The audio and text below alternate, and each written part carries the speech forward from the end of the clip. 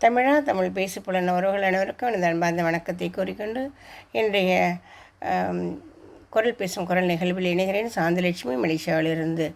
அதற்கு முன்பாக இன்று 145வது வாரம் திருமதி தீர்ப்பு நடுவர் திருமதி அமுதா முருகன் அவர்கள், நிகழ்ச்சி கண்காணிப்பு நடுவர் உயர் விக்டர் ஜான்சன் அடைஞ்சவர்கள் மற்றும் திருமதி ஷரீனா வைஸ் அவர்கள், இலங்கை புலனத்தின் மூத்த நெறியாளர்கள் ஆகிய அனைவருக்கும் எனது அன்பு வணக்கத்தை கூறிக்கொண்டு இன்றைய அதிகாரம் 72 அவை அறிதல், குரல் எண் 714.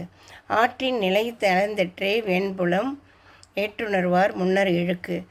குரல்: அறிவுத்திறனால் பெருமை பெற்றோர் முன்னிலையில் ஆற்றிடும் முறையில் குற்றம் ஏற்படுமானால் அது ஒழுக்க நெறியிலிருந்து தளர்ந்து வீழ்ந்து விட்டதற்கு ஒப்பானதாகும்.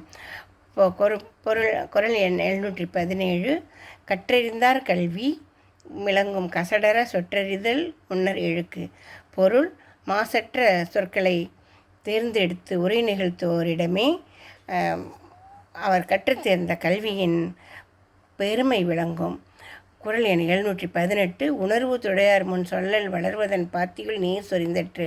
பொருள்: உணர்ந்து கொள்ளக்கூடிய ஆற்றல் உள்ளவர்களின் முன்னிலையில் பேசுதல் வளரக்கூடிய பயிர் உள்ள பாத்தியில் நீர் பாய்ச்சுவது போல பயன் விளைவிக்கும்.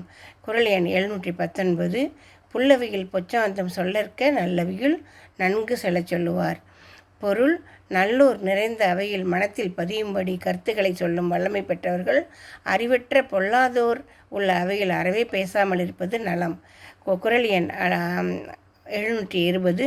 அங்கனத்துள் ஒக்க அமிழ்தற்றால் தங்கனத்தர் அல்லார் முன் கோட்டி கொள்ளல். பொருள்: அறிவுள்ளவர்கள் அறிவில்லாதவர்களின் அவையில் பேசுவது தூய்மை இல்லாத முற்றத்தில் சீந்திடும் அமிழ்தம் போல் வீணாகிவிடும்.